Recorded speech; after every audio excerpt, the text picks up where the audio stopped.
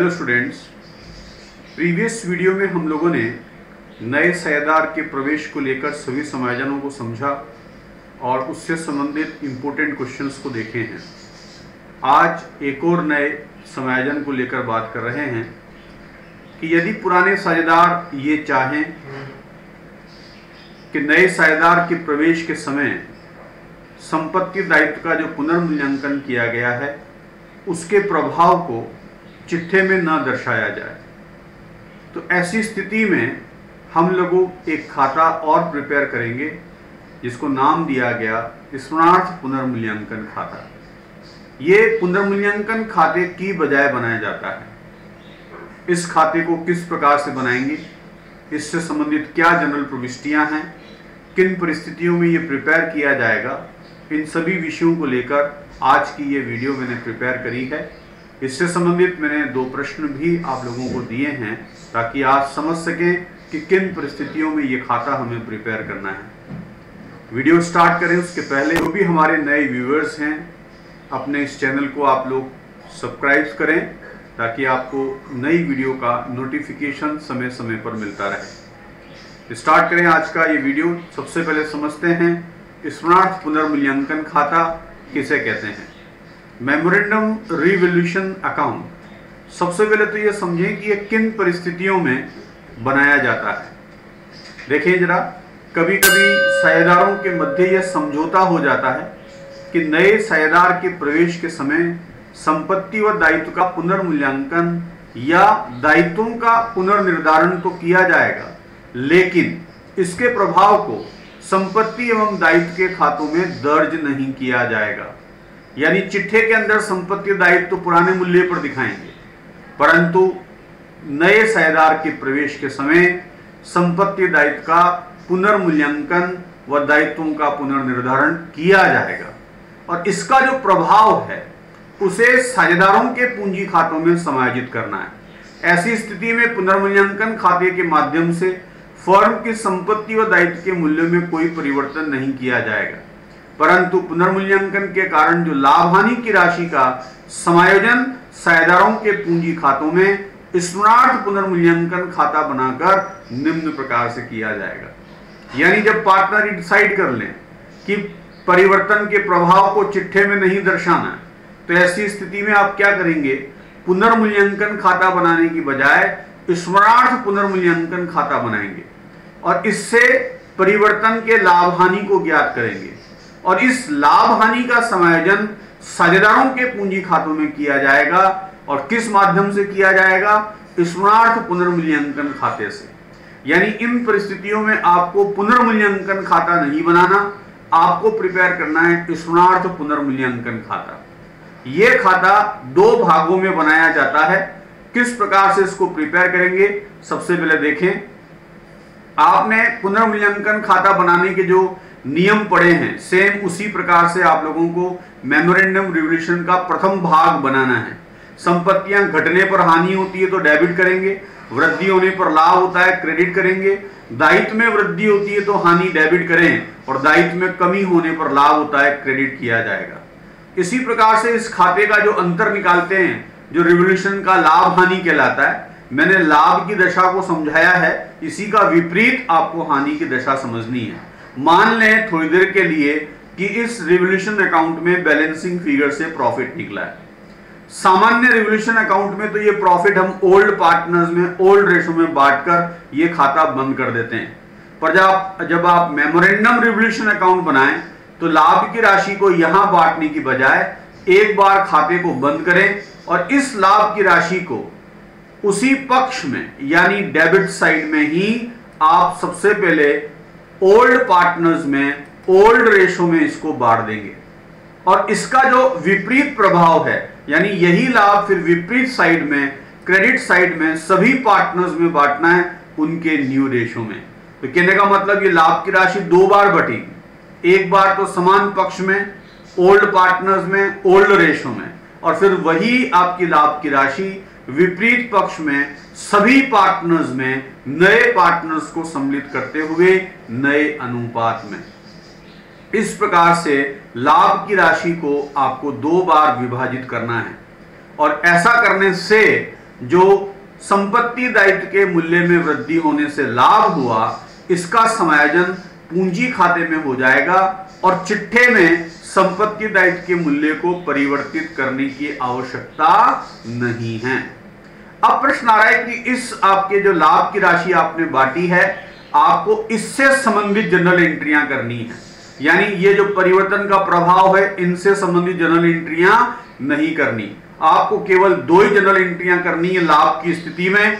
सबसे पहले जो ओल्ड पार्टनर्स में अपन ने लाभ को बांटा, उसको अपन किस प्रकार से करेंगे जरा देखें। ओल्ड पार्टनर्स में ओल्ड रेशो में अपन ने जो लाभ बांटा है उसकी एंट्री हो जाएगी memorandum revolution account debit to old partners capital या करंट अकाउंट। कौन से रेशो से? ओल्ड रेशो से। तो एक बार पुनर्मूल्यांकन के लाभ को पुराने साझेदारों में पुराने अनुपात में बांटेंगे और इसी प्रकार से इसी लाभ को फिर आपको एक बार और बांटना है ओल्ड पार्टनर्स के अंदर, सभी पार्टनर्स में उनके नए लाभ हानि के अनुपात में, और एंट्री हो जाएगी old partners capital current account debit to memorandum revolution account, ताकि ये मेमोरेंडम रिवोल्यूशन जो आपके लाभ की राशि से खुला वो लाभ की राशि से बंद हो जाएगा। और सभी पार्टनर्स को इसमें लेना है, इसमें नया पार्टनर्स भी इन्वॉल्व है, इस कारण से यहां पर लाभ हानि अनुपात कौन सा आएगा? नया लाभ हानि अनुपात। तो जब भी प्रश्न में ये कहे कि साझेदार, पुराने साझेदार अपने संपत्ति दायित्व के पुनर्मूल्यांकन के प्रभाव को चिट्ठे में नहीं दर्शाना चाहते, तो आप रिवोल्यूशन अकाउंट की बजाय मेमोरेंडम रिवोल्यूशन अकाउंट बनाएंगे और लाभ की स्थिति में उस लाभ की राशि से ये 2 प्रविष्टियां करनी हैं। इन 2 प्रविष्टियों की बजाय एक और विकल्प है कि हम एक एंट्री करें। अगर इन दोनों की बजाय एक प्रविष्टि करनी है तो आपको प्रविष्टि करनी होगी new partners capital current account debit to old partners capital and current account. पर याद रहे कि ये प्रविष्टि आप किस रकम से करेंगे? लाभ में जो नए पार्टनर का हिस्सा है, लाभ में नए पार्टनर्स का जो हिस्सा है उस राशि से ये प्रविष्टि की जाएगी और ये दोनों ओल्ड पार्टनर्स में उनके द्वारा किए गए त्याग के अनुपात में बढ़ेगी। तो प्रश्न ये आता है कि ये प्रविष्टि करने के लिए आपको त्याग का अनुपात निकालना होगा और ये प्रविष्टि करने के लिए पुनर्मूल्यांकन के लाभ में नए पार्टनर्स का लाभ का हिस्सा निकालना पड़ेगा, तब जाके आपकी ये एक प्रविष्टि की रचना होगी। इसलिए सबसे इजी यही है कि आप इसकी 2 प्रविष्टि करें। लाभ होने पर आपके पहले एक बार बांटेंगे कौन सा? ओल्ड पार्टनर्स में ओल्ड रेशो में, और फिर इसी प्रविष्टि की रिवर्स एंट्री कर देंगे नए पार्टनर्स को सम्मिलित करते हुए कौन से रेशो से? न्यू रेशो से। तो ये जो प्रथम तरीका है यही हमारे लिए इजीएस्ट है, तो इसी को अपन को याद रखना है। और अगर आपको केवल शॉर्ट क्वेश्चंस में केवल एक ही प्रविष्टि पूछे तो आपको ये जवाब देना है new partners capital account debit to old partners capital या करंट अकाउंट सैक्रिफाइसिंग रेशो से। इसको एक प्रैक्टिकल के रूप में मैंने आपको समझाया है कि किस प्रकार से इस मेमोरेंडम रिवोल्यूशन अकाउंट के क्वेश्चंस को हम प्रिपेयर करेंगे। देखें किस प्रकार से हमारी बुक का ही क्वेश्चन नंबर 2 आप लोगों को लिया है। इसमें आपसे क्या रखा है कि AB 5:3 के रेशो में पार्टनर है। आपको बैलेंस शीट गिवन है। बैलेंस शीट पढ़ना आप लोगों को मैंने बताया है कि जनरल रिजर्व दे रखा है आपको कौन सा? लायबिलिटी साइड में। एम्प्लॉय प्रोविडेंट फंड एक लायबिलिटी है, इसका कुछ भी नहीं करना होता है, ध्यान रख लेना, इसको छोड़ देना ऐसे कैसे ही। जनरल रिजर्व ओल्ड पार्टनर्स में बांटकर बंद करेंगे। फर्म की बुक्स में ओल्ड गुडविल अकाउंट दे रखा है, ये भी ओल्ड पार्टनर्स में डिस्ट्रीब्यूट होकर बंद हो जाएगा। कुछ एडजस्टमेंट्स दे रखे हैं यहाँ पर, जैसे आपका 1 अप्रैल 2017 को कौन सा फर्म में नया पार्टनर्स कौन एडमिट हो रहा है? C 1/4 भाग के लिए आपके, जो कि वो और ब से किस अनुपात में अपना हिस्सा प्राप्त करता है? समान अनुपात में। तो A और B का जो त्याग अनुपात आएगा वो समान अनुपात में आ जाएगा। अब बात आ रहा है कि स अपने हिस्से के लिए पूंजी और ख्याति के कुल मिलाकर कितने ला रहा है? 30,000 रुपए लेकर आ रहा है और पुराने साझेदार ख्याति का अपना आधा भाग फर्म से निकाल कर ले जाते हैं। फर्म की ख्याति का मूल्यांकन अधिलाभ के, यानी अधिलाभ 8,000 दे रखा है, इसके 3 वर्ष के क्रय के आधार पर करना है, यानी 8 या 24,000 फर्म की ख्याति होगी और 24,000 में 100 का ख्याति का हिस्सा निकाल लेंगे 1/4, तो फिर आपको पता पड़ जाएगा कि 30,000 में ख्याति का मूल्य कितना है। इसको आगे मैंने विस्तार से समझाया है। आपको इसमें रिवोल्यूशन के बारे में लिखा है कि मशीन, फर्नीचर और स्टॉक का मूल्यांकन इस प्रकार से किया गया है। एक ग्राहक जिसका खाता आपके डूबत ऋण मान लिया था वो 1200 रुपए देने को सहमत हो गया, तो देनदारों में वृद्धि हो गई। और यह भी तय किया गया कि संपत्ति दायित्व के पुराने मूल्य को आपके मूल्य पर आपके कौन सा दिखाया जाए, यानी जो परिवर्तन हो रहा है संपत्ति दायित्व में उसको चिट्ठे के अंदर नहीं दर्शाया जाएगा। तो जब भी ये आपका पॉइंट आ जाए, यही पॉइंट इंपोर्टेंट है इस क्वेश्चन में, आपसे कह रखा है कि संपत्ति दायित्व को पुराने मूल्य पर दिखाना है, यानी परिवर्तित मूल्य नहीं दिखाना, तो उस स्थिति में मेमोरेंडम रिवोल्यूशन अकाउंट बनेगा और पार्टनर्स कैपिटल अकाउंट और क्या बनाना है, बैलेंस शीट। फटाफट प्रिपेयर करें मेमोरेंडम रिवोल्यूशन अकाउंट। उसके पहले आपको यहाँ पर लाभ हानि अनुपात मैंने कैलकुलेट करके बताया है, क्योंकि हमारे को यहाँ न्यू रेशो की आवश्यकता पड़ेगी। तो नया अनुपात कैसे निकालें, 1/4 हिस्से के लिए आ रहा है, जो कि पुराने पार्टनर से समान अनुपात में बात कर रहा है। तो ए और बी का त्याग निकाल लें। सबसे पहले 1:1 में निकालें, तो ए का त्याग कितना होगा, 1/4 का आधा यानी 1/8। तो बी का भी त्याग कितना होगा, सी का हिस्सा 1/4, उसका 1/2, 1/2 यानी आधा 1/8। तो दोनों समान रूप से त्याग कर रहे हैं, 1/8 1/8। इनका नया अनुपात निकालें ए बी का, तो उसका तरीका क्या है, old share minus sacrificing share. तो ए का पुराना अनुपात कितना है, 5 आपके कौन सा 8 माइनस कर दें 1/8, तो रिमेनिंग शेयर आपके कितना आ जाएगा, 4 आपके कौन सा 8। ये ए का न्यू रेशो। सेम बी का निकाल लेंगे अपन। बी का पुराना अनुपात 3/8 है, माइनस कर दें 1/8, तो रिमेनिंग शेयर कितना बचा, 2/8। और सी का तो हिस्सा आपको पहले से ही पता है 1/4। एलसीएम कॉमन करें तो नया अनुपात आ गया 4:2:2, यानी 2:1:1। तो ये न्यू रेशो हमने इसलिए निकाला क्योंकि मेमोरेंडम रिवोल्यूशन अकाउंट के अंदर आपको न्यू रेशो चाहिएगा, जो कि कितना आ गया 2:1:1, और पुराना अनुपात कितना है 5:3। तो अब बनाए मेमोरेंडम रिवोल्यूशन अकाउंट। फॉर्मेट इसका 2 पार्ट में बनेगा, जैसा कि मैंने आप लोगों को समझाया है। पहला पार्ट रिवोल्यूशन का प्रॉफिट एंड लॉस बनाने के लिए, दूसरा पार्ट बनाएंगे अपन कौन सा, उसका प्रॉफिट को डिस्ट्रीब्यूशन के लिए। सबसे पहले अपन देखें क्या समायोजन दे रखा है। आपसे कह रखा है कि मशीन जिसका मूल्यांकन कितना किया 30,000 रुपए, जबकि पुस्तकों में मशीन 35,000 की है, यानी मशीन का मूल्य 5,000 से कम हो गया, तो ये हानि है, डेबिट में आ जाएगा। फर्नीचर जिसका मूल्यांकन किया 12,000, पुस्तकों में फर्नीचर कितने का दे रखा है 13,000, यानी 3,000 रुपए का फर्नीचर का मूल्य क्या हो गया, कम। इसमें भी हमारे को हानि हुई है, तो डेबिट साइड में दिखाएंगे। इसी प्रकार से आपको दे रखा है स्टॉक का मूल्यांकन 8,000, पुस्तकों में स्टॉक है 10,000, इसमें भी हमारे को 2,000 की कमी यानी हानि हो गई है 2,000 रुपए की। अब इसमें एक देनदार था जो आपसे कहा था, उसको पहले डूबत ऋण मान लिया गया था, अब वो 1200 रुपए देने को सहमत हो गया, तो इसका मतलब देनदारों में वृद्धि कितने की हो गई, 1200 की। संपत्ति में वृद्धि होगी तो लाभ क्रेडिट साइड में दिखाते हैं, डेटर्स 1200 रुपए। तो कुल मिलाकर हानि हुई है 10,000 रुपए की, माइनस कर दे तो बैलेंसिंग फिगर से लॉस कितना आ गया 8,800 रुपए।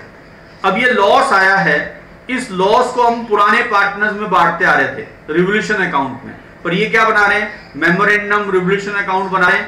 तो आप इस लॉस को सबसे पहले तो क्या करें, सेम साइड में यानी आपके क्रेडिट साइड के अंदर ही नीचे इस लॉस को बांट देंगे। ओल्ड पार्टनर्स में ए एंड बी में किस रेशो में बांटेंगे, 5:3 में, यानी ए को मिल गया 5500, बी को मिल गया 3300। कौन से रेशो में बांटा, ओल्ड रेशो में। दूसरी बार इस हानि को वापस से अपन बांट देंगे डेबिट साइड के अंदर सभी पार्टनर्स में, ए बी एंड सी में कौन से रेशो से, उनके न्यू रेशो से बांटा जाएगा। और न्यू रेशो क्या निकाला था अपन ने, 2:1:1, इसके अनुपात में बांट दिया 8800 रुपए, न्यू रेशो के अनुपात में 2:1:1। तो इस प्रकार से ये मेमोरेंडम रिवोल्यूशन अकाउंट अपन ने बनाया। क्यों, क्योंकि प्रश्न में क्या रखा था कि संपत्ति दायित्व को पुराने मूल्य पर ही दिखाना है, यानी संपत्ति और दायित्व के मूल्य में जो परिवर्तन हुआ उसको चिट्ठे में नहीं दर्शाना। तो फिर इस लाभ हानि का समायोजन साझेदारों के पूंजी खातों में करेंगे, इसलिए मेमोरेंडम रिवोल्यूशन अकाउंट बनाया, लॉस फाइंड आउट करा, और लॉस के विभाजन की ये 2 प्रविष्टियां आप लोगों को करनी है। अब इसको पार्टनर्स कैपिटल अकाउंट में दोनों तरफ दिखाया जाएगा। डेबिट वाला अमाउंट तो पार्टनर्स कैपिटल के क्रेडिट में जाएगा, क्रेडिट वाला अमाउंट का आएगा पार्टनर्स कैपिटल के डेबिट साइड में। तो प्रिपेयर करें पार्टनर्स कैपिटल अकाउंट। उसके पहले समझ लें पूंजी का प्रारंभिक शेष इतना दे रखा है। सी अपने हिस्से की कुल पूंजी कितनी ला रहा है, 30,000। फर्म की ख्याति का मूल्यांकन किया है कि अधिलाभ के 3 गुने के आधार पर करना है। ये सभी समायोजनों को याद रखना है आपको। जनरल रिजर्व बांटना है, पुरानी गुडविल बांटनी है, ये सब पार्टनर्स कैपिटल अकाउंट में आएगा। तो प्रिपेयर करें पार्टनर्स कैपिटल अकाउंट। सबसे पहले प्रारूप बना लें, परिवर्तनशील पूंजी विधि के अनुसार है, कुछ भी नहीं बोला है तो परिवर्तनशील पूंजी विधि। ए बी की पुरानी पूंजी दे रखी है 50,000 30,000 चिट्ठे के अंदर, तो वो अपन सबसे पहले दिखाएं। फिर जनरल रिजर्व आपके स की पूंजी के बारे में क्वेश्चन में क्या इंफॉर्मेशन है कि स ख्याति और पूंजी के कुल कितने रुपए ला रहा है, 30,000। हमको नहीं पता कि इसमें पूंजी का कितना है और ख्याति का अमाउंट कितना है, तो स की ख्याति में हिस्सा अपन कैसे निकालें। सबसे पहले अपन फर्म की ख्याति में आपके कौन सा का मूल्यांकन करें कि फर्म की ख्याति कैसे है। क्वेश्चन में ख्याति के मूल्यांकन के बारे में क्या रखा है कि अधिलाभ के 3 वर्षों के क्रय के आधार पर, और प्रश्न में अधिलाभ दे रखे हैं 8,000, 3 वर्षों के क्रय से मल्टीप्लाई करें तो फर्म की गुडविल कितनी आ गई, 24,000। इस 24,000 में सी का जो हिस्सा है 1/4, तो यानी सी की ख्याति का हिस्सा कितना आ गया, 6,000। तो ख्याति और पूंजी मिलाकर 30,000 ला रहा है, जिसमें 6,000 ख्याति के हैं, तो पूंजी का अमाउंट कितना आ जाएगा, कुल आपकी राशि में से ख्याति घटा दें तो 24,000 रुपए स पूंजी के रूप में लेकर आएगा। तो स की पूंजी पता पड़ गई, स की ख्याति हमें पता पड़ गई, तो एंट्री कर दें बाई बैंक के नाम से पूंजी लाया 24,000 रुपए, और जो ये 6,000 रुपए की पूंजी लाया ख्याति लाया नगद, उस आपकी ख्याति को पुराने पार्टनर्स में उनके त्याग अनुपात में बांट दें। इस क्वेश्चन में क्या रखा था कि ए बी से वो समान अनुपात में हिस्सा लेता है, इसलिए 6,000 रुपए की राशि को दोनों पार्टनर्स में समान अनुपात में बांट दी, 3,000 रुपए। क्वेश्चन में ये भी कहा था कि ख्याति का जो इनको हिस्सा मिला, इसका आधा भाग ये व्यापार से निकाल कर ले गए, तो उसकी एंट्री हो जाएगी A's capital account debit, B's capital account debit to cash account. तो इस प्रकार से एक ख्याति का आधा भाग निकालने की एंट्री आप लोगों को पार्टनर्स कैपिटल में दिखानी है। संपत्ति पक्ष में पुरानी ख्याति दे रखी है, पुराने पार्टनर्स में ओल्ड रेशो में बांट दें, A's capital account debit, B's capital account debit to कौन सा अकाउंट, गुडविल अकाउंट। तो ये पुरानी ख्याति भी हम लोगों ने बांट दी है। अब मेमोरेंडम रिवोल्यूशन अकाउंट के अंदर जो लॉस आपने बांटा, उस लॉस को अपन दिखा दें। रिजर्व फंड आपके लायबिलिटी पक्ष में दे रखा है, ये भी ओल्ड पार्टनर्स में ओल्ड रेशो में बांट दिया। एंट्री हो गई reserve fund account debit to A's capital to B's capital, इसलिए ये क्रेडिट साइड में आ गया। मेमोरेंडम रिवोल्यूशन अकाउंट में लॉस निकला, तो डेबिट वाला आइटम जो ऑल पार्टनर्स में बांटा था वो कहाँ आ जाएगा, क्रेडिट साइड में, और क्रेडिट साइड में जो ओल्ड पार्टनर्स में बांटा था ओल्ड रेशो में, वो आएगा डेबिट साइड में। तो इस प्रकार से मेमोरेंडम रिवोल्यूशन अकाउंट का भी अपन ने कॉन्ट्रा एंट्री यहां पर कर दी। अब क्या करना है, बैलेंसिंग फिगर से पार्टनर्स की आपके क्लोजिंग आपके कौन सा कैपिटल निकाल ले, और ये पार्टनर्स कैपिटल अकाउंट आपका कंप्लीट। अब याद रखना है कि मेमोरेंडम रिवोल्यूशन अकाउंट अपन ने इसलिए बनाया क्योंकि रिवोल्यूशन का प्रभाव चिट्ठे के अंदर नहीं दिखाना है। तो पार्टनर्स की न्यू कैपिटल आप लोगों को याद रखनी है, ये हमारे को चिट्ठे के अंदर आपके दिखानी है, प्लस कैश अकाउंट में जो परिवर्तन हुआ वो आपको चेंज करके बताना है। बाकी कोई और बैलेंस शीट में परिवर्तन नहीं होगा, balance sheet as it is पुरानी वाली बैलेंस शीट आपको बनानी। परिवर्तन चिट्ठे को पुरानी आपके मूल्य पर ही दिखाया जाएगा। चिट्ठे में संपत्ति दायित्व के पुनर्मूल्यांकन के प्रभाव को नहीं दिखाएंगे, केवल पूंजी व बैंक खाते में परिवर्तन होगा। ये मैंने आपको लिख दिया ताकि आप लोगों को ध्यान रहे। ये पूंजी का नया शेष आ गया, वो अपन ने परिवर्तित करके दिखा दिया। बाकी सभी संपत्तियां आपकी पुरानी हैं। जनरल रिजर्व बांट दिया था तो वो बंद हो गया, यहाँ नहीं आएगा। इसी प्रकार से आपके कौन सा संपत्ति पक्ष में मशीनरी, फर्नीचर, स्टॉक, डेटर्स सब पुराने मूल्य पर। बस बैंक का जो ओपनिंग बैलेंस दे रखा है 40,000 रुपए, उसके अंदर ऐड कर दें पूंजी के लाया 24, ख्याति के लाया आपके 6,000, तो कुल कितना हो गया 70,000। माइनस कर दें उनके द्वारा निकाली गई ख्याति का आधा हिस्सा 3,000, तो शेष आपकी रकम जो बची 67,000 वो बैंक का क्लोजिंग बैलेंस आ जाएगा। तो केवल पूंजी और बैंक के शेष में परिवर्तन किया, और ये यहाँ पर दो खाते अपने बंद कर दिए हैं। पुरानी गुडविल बंद हो गई और आपके रिजर्व फंड आपके बंद हो गया। बाकी as it is balance sheet अपन को दिखानी है। संपत्ति दायित्व के मूल्य में जो कमी वृद्धि हुई वो यहाँ पर नहीं दिखाना, क्योंकि हमने क्या प्रिपेयर किया है, मेमोरेंडम रिवोल्यूशन अकाउंट। तो इस प्रकार से आपको क्वेश्चन करना होगा।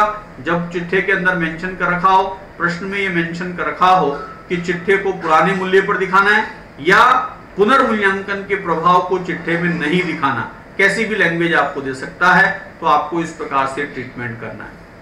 अब एक प्रश्न आज की इस वीडियो में मैंने और लिया है, उसको भी अपन देख लेते हैं। क्वेश्चन नंबर आपके 12 हमारी बुक्स का बहुत इंपोर्टेंट क्वेश्चन है। इशू विशु आपके 3:2 के अनुपात में पार्टनर्स हैं, उनकी आपकी बैलेंस शीट दे रखी है। उसमें सामान्य संचय दे रखा है 10,000 का, विशिष्ट संचय दे रखा है विनियोग का 4,000 रुपए, और आपके संपत्ति पक्ष में आपको विनियोगों का बाजार मूल्य दे रखा है 19,000 रुपए। ये एडजस्टमेंट आप लोगों को याद आ रहा होगा कि हम लोगों ने प्रीवियस वीडियो में भी समझा है। इसको करते हैं अभी। आपको जो समायोजन दिए हैं उसमें दिया है कि निशु जो नया पार्टनर है 56,000 रुपए अपनी कौन सा पूंजी के लेकर आएगी 16 शेयर के लिए। फर्म की ख्याति का मूल्यांकन कितना किया है 84,000 रुपीज, और निशु अपना ख्याति खाता आपका हिस्सा क्या लेकर आती है, नगद लेकर आती है। सिंपल क्वेश्चन है। प्लांट और मशीनरी को 20% से कम करें, तो प्रिपेयर क्या करना है, पुनर्मूल्यांकन खाता, साफ बोला हुआ है, पूंजी खाते, और क्या बनाना है, फर्म का चिट्ठा। तो रिवोल्यूशन अकाउंट प्रिपेयर करें, तो इसके अंदर रिवोल्यूशन अकाउंट में क्या बोल रखा है, प्लांट व मशीनरी को 20% से आपके कौन सा बढ़ा दिया जाए।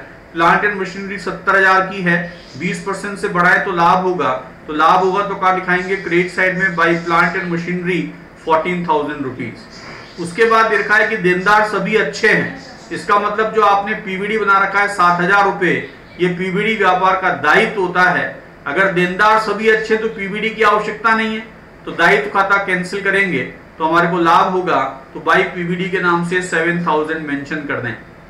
उसके बाद आपको यहाँ पर रखा है कि निशु की पूंजी के आधार पर रिमेनिंग पार्टनर्स की पूंजी को समायोजित करें, आवश्यकता पड़ने पर नगद लाएंगे या निकाल के ले जाएंगे। ये पूंजी खाते का समायोजन है, इसका रिवोल्यूशन से कोई लेना देना नहीं है। तो रिवोल्यूशन में केवल ये दो ही समायोजन थे। बैलेंसिंग फिगर से अपन कौन सा, इसमें क्रेडिटर्स के बारे में क्या बोला जा रहा है, देखो 9,800 का दायित्व लेनदारों में शामिल है, उसे देना नहीं पड़ेगा, यानी क्रेडिटर्स में भी कमी हो रही है, तो ये भी व्यापार के लिए क्या है, लाभ है, इसलिए अपन इसको कौन सा, क्रेडिट साइड में लिखेंगे।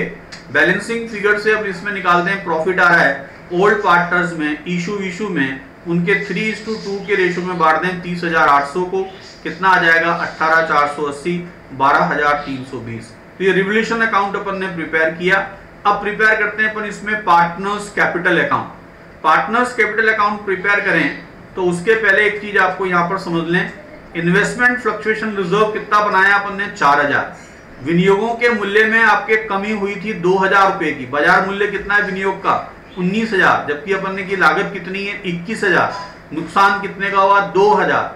अगर ये इन्वेस्टमेंट फ्लक्चुएशन फंड नहीं होता तो 2,000 का लॉस किसमें दिखाते, रिवोल्यूशन में, पर आपने इसके लिए बना रखा है ये विशिष्ट कोष हानि को वहन करने के लिए, तो ये हानि फिर इस खाते से समायोजित की जाएगी। इन्वेस्टमेंट फ्लक्चुएशन फंड कितना है 4,000, हानि कितने की हुई 2,000, तो शेष फंड कितना बचा 2,000 का, ये ओल्ड पार्टनर्स में बांट देंगे ओल्ड रेशो में। जनरल रिजर्व भी बटेगा ओल्ड पार्टनर्स में, ओल्ड रेशो में। ये दोनों समायोजन आप लोगों को करने हैं, ये पार्टनर्स कैपिटल में आएंगे, याद रखना। ए और बी, ये इशू एंड विशु की पुरानी कैपिटल आपको याद रख लें, 1,19,000, 1,12,000 पार्टनर्स कैपिटल अकाउंट के अंदर मेंशन करनी है। Opening capital by balance BD 1,19,000, 1,12,000 रुपए। अब बात कर रहे हैं कि नया पार्टनर अपने हिस्से की कैपिटल कितनी ला रहा है 56,000, और अपने हिस्से की जो गुडविल है वो भी क्या ला रहा है, व्यापार के अंदर कैश लेकर आ रहा है, कितने रुपए की आपके, ये ला रहा है आपके कितने रुपए की 14,000 की गुडविल कैश में ला रहा है, जिसको दोनों पार्टनर्स में बांट दिए। इनके कौन सा, कोई भी इंफॉर्मेशन नहीं है, तो ओल्ड रेशो ही क्या होगा, सैक्रिफाइसिंग रेशो, इसलिए अपन ने उनके ओल्ड रेशो में इसको डिस्ट्रीब्यूट किया है। जनरल रिजर्व आपको दे रखा था, वो भी बटेगा आपके ओल्ड पार्टनर्स में, ओल्ड रेशो में, इनके 3:2 में। इन्वेस्टमेंट फ्लक्चुएशन फंड लॉस को समायोजित करने के बाद जो शेष बचा था 2,000 का, वो भी आपके 3:2 के रेशो में बांट देंगे, कितने रुपए 1,200 और कौन सा 800। तो इन्वेस्टमेंट फ्लक्चुएशन रिजर्व बांटा, बचा हुआ शेष 4,000 में से 2,000 की हानि, शेष कितना बचा 2,000।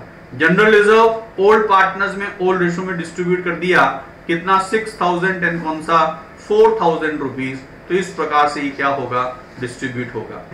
अब आपने जो रिवोल्यूशन अकाउंट बनाया उसमें प्रॉफिट आ रहा है, वो रिवोल्यूशन अकाउंट का प्रॉफिट भी अपन यहाँ पर दिखा देंगे। अब इसमें एक समायोजन कहा था कि नए पार्टनर्स की पूंजी के आधार पर सभी पार्टनर्स की पूंजी नए लाभ हानि के अनुपात में समायोजित करनी है। तो आपको नीशू की पूंजी के आधार पर पूंजी का समायोजन करना है। तो सबसे पहले देखें, नीशू 1/6 के लिए पूंजी कितनी लाई, 56,000। प्रश्न आ रहा है कि उसकी पूंजी के आधार पर फर्म की कुल पूंजी कितनी होगी, 56,000 इंटू 6/1, यानी फर्म की कुल पूंजी हो गई 3,36,000 रुपए। अब आपको यहाँ पर नया अनुपात निकालना पड़ेगा, नया लाभ हानि अनुपात, उसको निकालेंगे और इस 3,60,000 को 3,36,000 को नए अनुपात में सभी में बांट दें। आपकी पूंजी को सभी साझेदारों में नए अनुपात में बांट दें। मैंने नया अनुपात कैलकुलेट कर लिया है 3:2:1। आप भी कैलकुलेट करें तो 1/6 निकाल दें कौन सा, आपके नीशू की कैपिटल, और बाकी आपके बांट दें कौन सा, ईशू एंड वीशू में। तो ये आपकी इनकी न्यू कैपिटल आ जाएगी 3:2:1 के रेशो में। तो इस अनुपात में अपन ने न्यू कैपिटल बांट दी। ये न्यू कैपिटल आप मेंशन करें बैलेंस सीडी के रूप में। इसको लिखने के बाद पूंजी खातों को बंद करें, जहां भी अंतर आएगा कैश के माध्यम से समायोजित करेंगे। क्रेडिट का योग ज्यादा है, इसका मतलब खाते में पूंजी ज्यादा है, आधिक्य पूंजी का भुगतान कर दें। और अगर आपके डेबिट का योग ज्यादा है तो क्रेडिट के अंदर पूंजी लेकर आएगा, यानी पूंजी खाते में पूंजी कम है। सबसे पहले इशू की पूंजी को देखें, क्रेडिट साइड के अंदर उसका टोटल आ रहा है 168, डेबिट साइड के अंदर अपन इसका टोटल लगा के देखें, ये क्रेडिट में तो मेंटेन करना है इसको 168, और क्रेडिट साइड में इसकी पूंजी कम लग रही है, 168 नहीं है।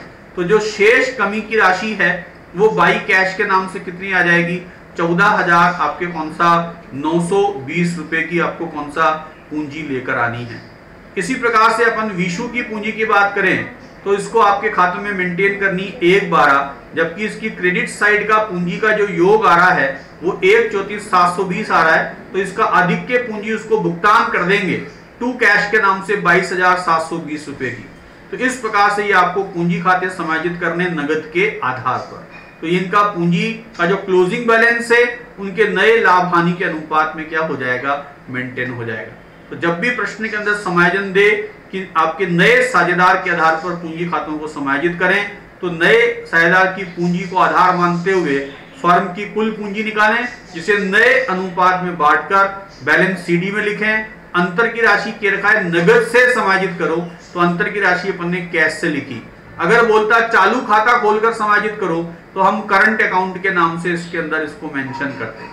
तो इस प्रकार से ये हम लोगों ने पूंजी खाता बनाया। अब आपको बैलेंस शीट बनानी है। यहाँ पर अपन को बैलेंस शीट में जो परिवर्तन हुआ वो परिवर्तित करते हुए दिखा दें। सबसे पहले क्रेडिटर्स में कमी हो गई थी 9,800 की, वो कमी करके दिखा दें। उसके बाद कैपिटल का जो नया बैलेंस आपने भी निकाला है वो परिवर्तित शेष अपन दिखाएं।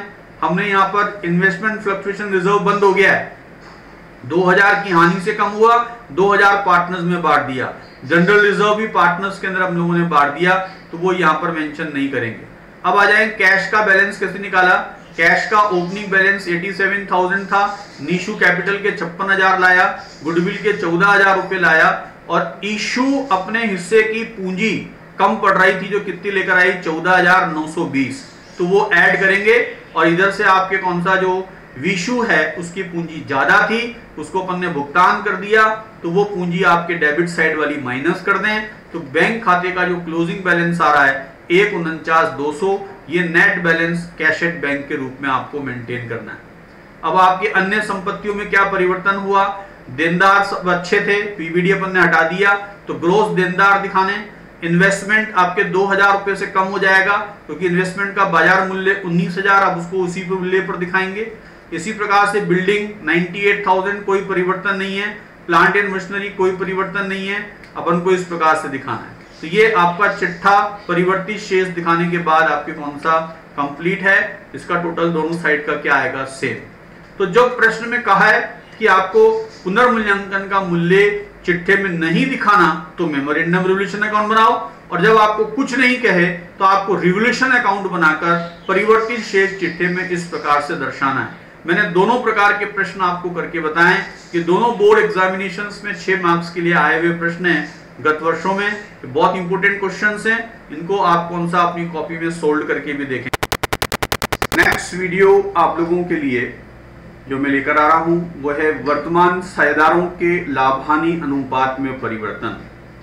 फर्म में किसी नए पार्टनर्स का प्रवेश नहीं हो रहा है, विद्यमान साझेदार अपने लाभ हानि के अनुपात में परिवर्तन कर रहे हैं और इस परिवर्तन करने से लेखों पर क्या प्रभाव पड़ेगा, कौन कौन से समायोजन आपको करने होंगे लेखा पुस्तकों में, इसका विस्तार पूर्वक नेक्स्ट 2 वीडियो में मैंने आप लोगों को समझाया है। तो इसको भी देखें, तब जाकर आपका कौन सा ये टॉपिक हम लोगों का कंप्लीट होगा। Thank you.